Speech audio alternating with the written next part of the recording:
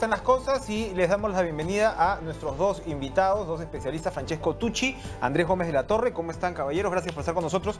Lo primero, ¿el ataque estuvo bien planteado o no? Bueno, desde el punto de vista del derecho internacional, no. Se trata de una clara violación del derecho internacional por dos razones. Antes que todo, falta una investigación sobre el supuesto ataque químico.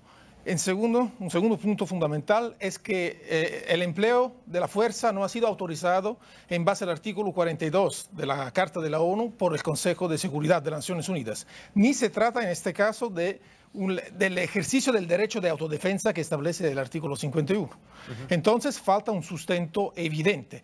Hoy día el presidente Macron ha intentado justificar como legítimo el ataque, haciendo una referencia a una carta que es esta, es la resolución número, como verán, 2118 del 27 de septiembre de 2013, la resolución con la cual se autorizó la destrucción del arsenal químico del régimen de Bashar al-Assad. Miren, el punto 21 de esta resolución afirma que el Consejo de Seguridad decide que, en caso de incumplimiento de lo dispuesto en la presente resolución, incluida la transferencia no autorizada de armas químicas o de cualquier empleo de armas químicas por cualquier persona en la República Árabe Siria, impondrá medidas en virtud del capítulo 7 de la Carta de las Naciones Unidas. El sujeto es el Consejo de Seguridad, no 3 estados miembros permanentes del Consejo de Seguridad. Rápidamente, Andrés, me parece, por lo que hemos escuchado en tus declaraciones, que tienes una opinión distinta con respecto a este ataque. Que es una operación fuera del derecho internacional, no cabe la menor duda. Pero aquí no hay cosas nuevas. Esto es, si nos atenemos a los antecedentes del conflicto sirio, por un lado, es recurrente el empleo de armas químicas, y esto se sabe por los informes emitidos por el organismo de proscripción de armas químicas, que son armas de destrucción masiva, y en segundo lugar, la forma de reacción de los Estados Unidos y las potencias occidentales, esta nueva modalidad de guerras limitadas, ataques quirúrgicos y operaciones de alta precisión. Y un tema muy importante, Enrique, poner paños fríos. No estamos ante una tercera guerra mundial.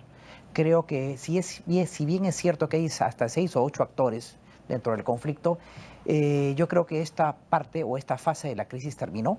Y claro, había aquí un valor agregado. El carácter impredecible del presidente Trump y la manera en que maneja su política de defensa. Y en estas últimas semanas habían indicadores de que se estaba llevando muy mal con el sector militar. Es increíble que los halcones militares, como el general James Mattis, que es el secretario de Defensa, se haya convertido en una paloma y haya establecido lo complicado que era una operación militar para los Estados Unidos bajo la modalidad de un ataque masivo o de una posible escalada. Lamentablemente, termino con esta idea, el presidente Trump se está apoyando de 2 halcones que paradójicamente son civiles, su consejero de Seguridad Nacional, el durísimo embajador John Bolton, y además su flamante secretario de Estado, el señor Mike Pompeo, que también es un hombre del Tea Party y que viene de trabajar en la CIA.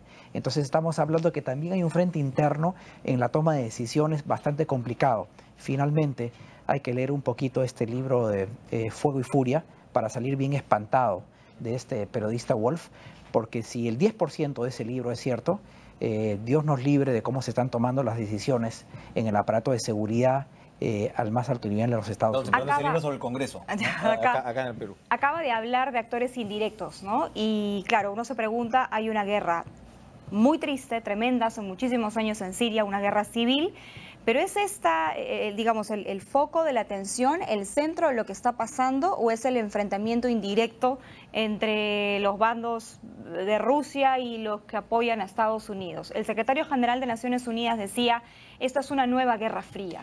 Bueno, vamos, si te parece, vamos haciendo el ping-pong, si sí, puedes responder esa pregunta rápidamente. Bueno, en el caso de la guerra siria, tenemos varias agendas de varios actores que se superponen. Efectivamente, a nivel micro, tenemos el régimen Bashar al-Assad y rebeldes, que tienen almas bien distintas entre ellas, y tienen el apoyo de fuerzas extranjeras, de estados, y no solo. A un nivel mucho más amplio, tenemos también un juego entre potencias internacionales. Efectivamente, se inserta Estados Unidos, así como Rusia, y las potencias regionales, Turquía, Arabia Saudita, Israel e Irán. Entonces el escenario es bien complejo. Buscar una sola razón que ha determinado este conflicto no sería correcto, porque se trata de una mezcla de razones políticas, económicas, hay de todo, es un entramado bien complejo. ¿Pero como cuáles? ¿Qué buscan? ¿Gas, petróleo, presencia en Oriente Bueno, yo no creo que, por ejemplo, existen varios proyectos de gasductos que atravesarían Siria para llegar al Mediterráneo. Gasductos desde Irán, gasductos que partirían desde prácticamente Asia Central, cerca de Rusia. Sin embargo, se trata de proyectos que han casi todos fracasados.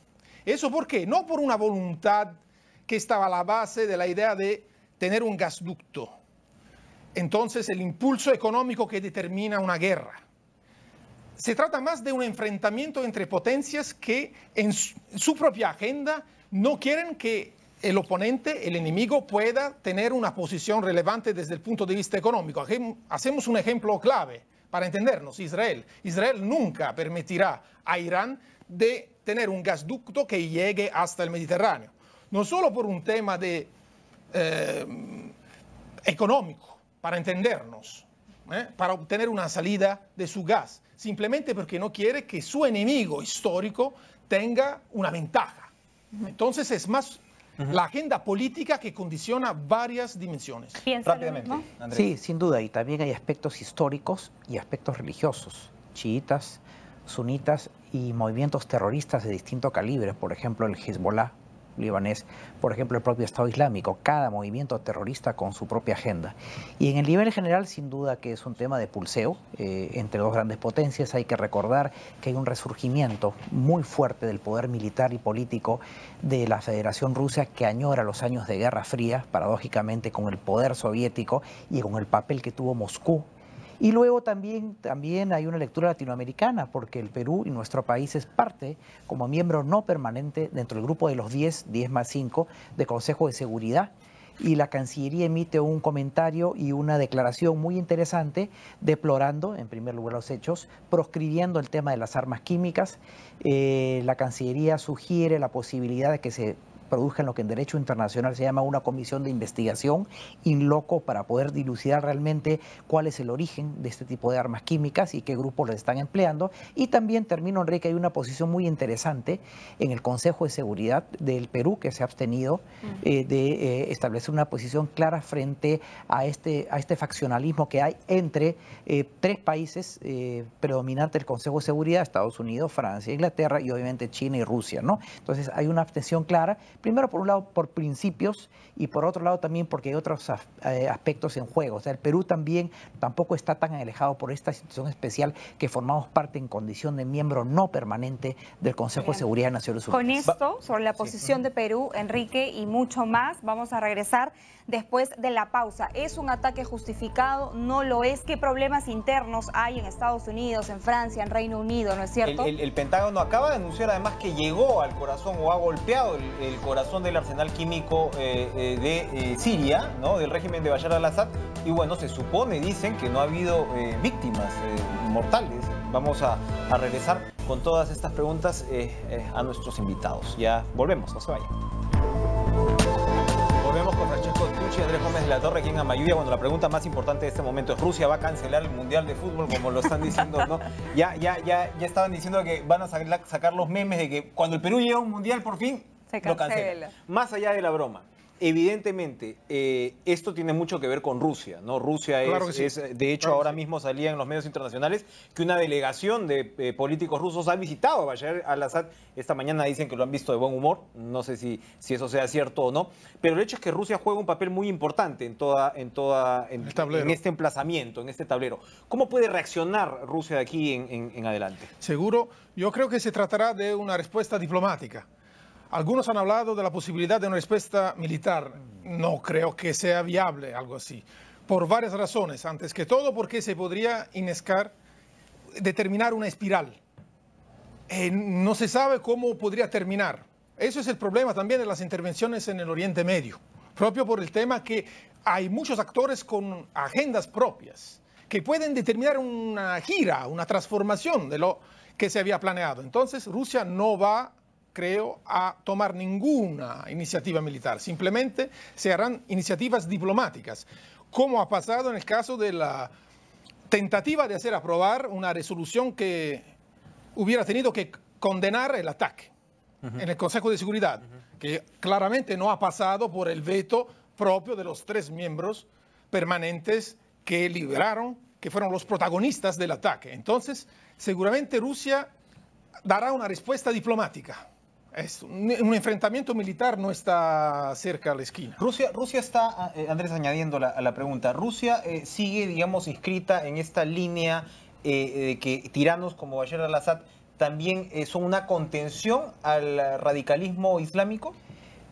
¿Cuál es la justificación, en todo caso, política? En primer lugar, hay que recordar que la Cancillería rusa, heredera de la Cancillería soviética, es una diplomacia muy profesional. Desde tiempos de la Guerra Fría, con Brezhnev y con Andrei Gromyko, ellos afiataron un ministerio de relaciones exteriores sumamente profesional, y no hay que dejar de aquilatar la labor de un diplomático como su canciller Sergei Lavrov. A diferencia de los Estados Unidos, en donde, como sabemos perfectamente, Trump odia todo lo que es establishment y tiene una visión muy crítica y muy poco afecta a escuchar al Departamento de Estado, porque considera que el Departamento de Estado es un nido de demócratas y de blandos y de negociadores y lo vincula con Hillary Clinton. Rusia es un país que además tiene una política bastante pragmática, y en ese sentido sí, no es la primera vez. Estados Unidos también ha empleado a la inversa una serie de dictadores impresentables, sobre todo en América. Hussein en su momento, Manuel Antonio Noriega, que fue el hombre de la CIA y del Departamento de Defensa de los Estados Unidos, y en Panamá, y cuanto dictador latinoamericano que le fue digamos, viable para sus intereses. O sea que en política exterior, digamos que se juegan los intereses y hay un pragmatismo, hay lo que se llama una realpolitik. Rusia tiene una influencia innegable en Siria. Yo creo que Bashar al-Assad, nos guste o no, está ganando la guerra. Creo que Rusia se está asentando en Siria, no me cabe la menor duda, y está poniendo en aprietos al aparato de seguridad norteamericano. Creo que hay factores internos en ambos países, más de Trump que de Putin, que están influyendo en todo este contexto, y la trama es efectivamente muy complicada, ¿no? Y uno de los factores gravitantes que nos lleva a, digamos, a un punto intermedio de la crisis es la participación, por un lado, de Irán y de Israel, ¿no? Entonces, que ya lo ha hecho Francesco. De tal manera, pues, que estamos en un escenario bien complicado, bien complejo, pero tampoco ser alarmistas en el sentido de que esto va a escalar o estamos ante una posibilidad de una escalada por el costo que significa, y eso lo dijo, fíjate, James Mattis, que el secretario de Defensa. Curiosamente, Estados Unidos tiene hoy día en el aparato de seguridad a los hombres más radicales de las Fuerzas Armadas Americanas. En el Consejo de Seguridad Nacional tuvo el general McMaster, Ejército, Infantería, Marina, pero son esos más duros que saben lo que significa una guerra, que están conteniendo a Trump de todos sus exabruptos. Porque francamente Trump hace una política exterior de mucho exabrupto, ¿no? Y termino con un concepto muy interesante que se escuchó por ahí. Los rusos dijeron que felizmente ellos no empleaban la diplomacia del Twitter, porque recordemos que Rex Tillerson, el secretario de Estado, reemplazado por Pompeo, se enteró de su salida, de su cese, por un Twitter, y no como corresponde por los canales oficiales, porque no le gusta la formalidad de las instituciones al presidente Trump. Yo quiero conversar un poco sobre la diplomacia de Perú, la política exterior de nuestro país. Este mes le toca presidir el Consejo de Seguridad de Naciones Unidas. Es así, es por orden alfabético. Nos ha tocado el mes de abril a Perú, luego sigue Filipinas. Pero en esta resolución, o esta propuesta de resolución que intentó Rusia, sea aprobada en el Consejo de Seguridad, condenando el ataque de Estados Unidos y sus aliados a Siria, Perú se abstuvo en la votación. Esta fue una decisión, digamos, a nivel de diplomacia correcta. Perú está haciendo un papel a la altura de la situación.